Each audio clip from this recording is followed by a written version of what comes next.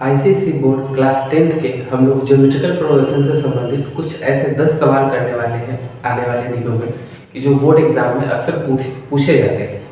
तो यहाँ पर हमारे पास 2 सवाल हैं और ये दोनों सवाल बोर्ड ने अभी तक अलग अलग फॉर्म में यानी कुछ थोड़ा मोड़ा हेरफेर करके बोर्ड इसे पहले से ही पूछ रखी है। जो पहला प्रश्न आप देख पा रहे हैं कि एक रेक्टेंगुलर ब्लॉक है जिसकी लंबाई, चौड़ाई और ऊंचाई जो है जीपी के रूप में दी गई है।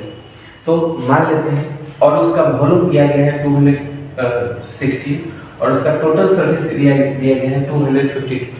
तो सवाल ये है कि इसके छोटे और बड़े साइज, जो साइड छोटा और बड़ा साइड होगा उसके बारे में बताना है। तो इसी सवाल को एसएसएल रीजन में ऐसे भी पूछा सकता है। तो बताइए कि छोटा बड़ा साइड कितना होगा, या दोनों का अंतर कितना होगा, या इसका LSA क्या होगा, लेटरल सरफेस एरिया क्या होगा, ऐसे पूछा जा सकता है। तो ये सवाल बड़ा इंपॉर्टेंट है। देखिए, अगर किसी रेक्टेंगुलर ब्लॉक का अगर तीनों साइड अगर मान लीजिए जीपी के फॉर्म में है वो, ठीक है, अगर वो जीपी के फॉर्म में होगा तो जाहिर सी बात है कि इसका लंबाई को अगर हम मान लेते हैं, लेंथ जो है हमारा LA/R है, जो ब्रेथ है वो A है और जो हाइट है वो AR है, ऐसा मान लेते हैं। तो जब भी जीपी में आपको 2 साइड मानना हो, हमेशा आप ऐसा ही 3 साइड मानना हो ऐसा ही सकते हैं। तो वॉल्यूम दिया गया है 256। तो अकॉर्डिंग टू क्वेश्चन पर बात करते हैं। अकॉर्डिंग टू क्वेश्चन तो वॉल्यूम क्या होता है कि वॉल्यूम बराबर होता है length into breadth into height. तो ये है 260, लेंथ हमारे पास है A/R, A इंटू AR, ये R से R कैंसिल, 216 बराबर A cube, 216 I think A का क्यूब होता है। तो A तो हमें निकल गया, यानी ब्रेथ तो निकल गया। अब बारी है कि इसका TSA दिया हुआ है। तो TSA का फार्मूला क्या होता है? TSA का फार्मूला होता है 2 into LB BH plus HL और TSA दिया हुआ है 252। 2 इंटू, अब वैल्यू पुट करेंगे यहाँ पर A/R इंटू A, फिर से A into AR plus AR into A/R। Clear? अब इससे इसको काटेंगे, 2 1 जा 2 2 4 2 6 12 126 बराबर ये हो जाएगा A²/R, ये हो जाएगा A²/R। सही है। फिर से यहाँ से तो R से R कैंसिल हो जाएगा, तो बचेगा हमारे पास A²। तो कुछ इस तरह का पैटर्न है। अच्छा, चलिए उसको ऊपर लेते हैं। तो एक काम कर सकते हैं कि A² को सब में से कॉमन करते हैं। तो 216 A² को कॉमन करेंगे तो यहाँ बचेगा 1/R प्लस यहाँ बचेगा R और यहाँ बचेगा 1। तो A का वैल्यू पुट कर सकते हैं क्या, 1 से, पॉइंट इस समीकरण से, इक्वेशन 1 से, और ये जब भी आएगा तो इधर डिवाइड में आएगा और ये 36 हो जाएगा। ठीक है, 6 का स्क्वायर 36 और इसका एलसीएम लेंगे तो आ जाएगा 1 प्लस R² प्लस R/R। इससे ये कटेगा क्या?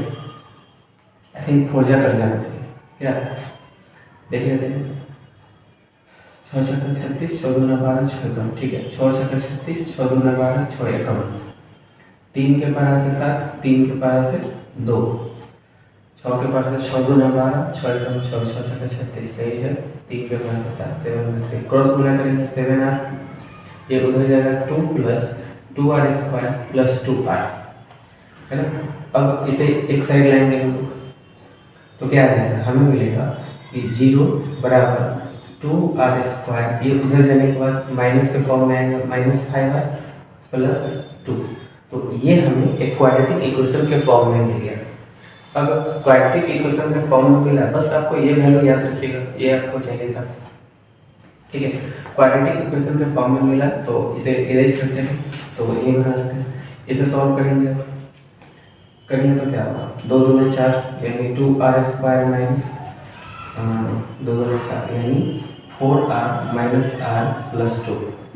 0 बराबर 2R को कॉमन करेंगे तो 1 माइनस 2, सॉरी R माइनस 2 और यहाँ से -1 कॉमन करेंगे तो R माइनस 2। तो हमारे पास 2 वैल्यू मिलेगा, 0 बराबर एक मिलेगा 2R माइनस 1 और एक मिलेगा R माइनस 2, यानी R के 2 वैल्यू मिलेंगे। यानी एक वैल्यू हमें 2 मिला और दूसरा वैल्यू हमें आर का 1/2 मिला। अब आते हैं साइड्स पर बात करते हैं, क्या क्या इसके साइड्स क्या क्या निकले। साइड्स तो यही है हमारा, है ना। तो if R equal to 2 then क्या हो सकता है कि L बराबर क्या होगा A बाई आर, यानी A का वैल्यू तो 6 मिला हुआ, R का वैल्यू हम लोग 2 ले रहे हैं, कट के आ जाएगा 3, B तो पता है तो 6 ही होगा और C पता है AR यानी 6 × 2 यानी 12 सेंटीमीटर।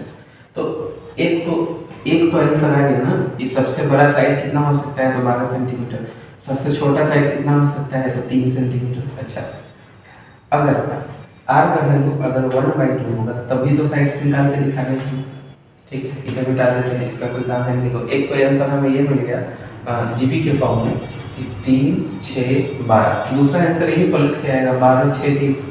देख लेते हैं वैसे फिर से, इफ आर बराबर अगर हमें 1/2 लेंगे तो क्या वैल्यू आएगा 1/2, यानी लेंथ पर यानी 6 × 12 हो जाएगा, ये ऊपर चला जाएगा, ब्रेथ बराबर 6 और हाइट बराबर आ जाएगा 6 × यानी 3 आएगा, यानी यही आंसर है हमारा। तो जीपी के फॉर्म में है। अगर इसे आपसे कहने से पूछा जाए लेटर सरफेस एरिया तो 2 × length plus breadth into height पर बैठा देंगे तो इसका एरिया से आ जाएगा। तो ये एसएसएल रीजन में भी पूछा सकता है इस तरह के सवाल, या फिर आपके मल्टीपल चॉइस क्वेश्चन में भी इसको पूछा सकता है, 2 मार्क्स 3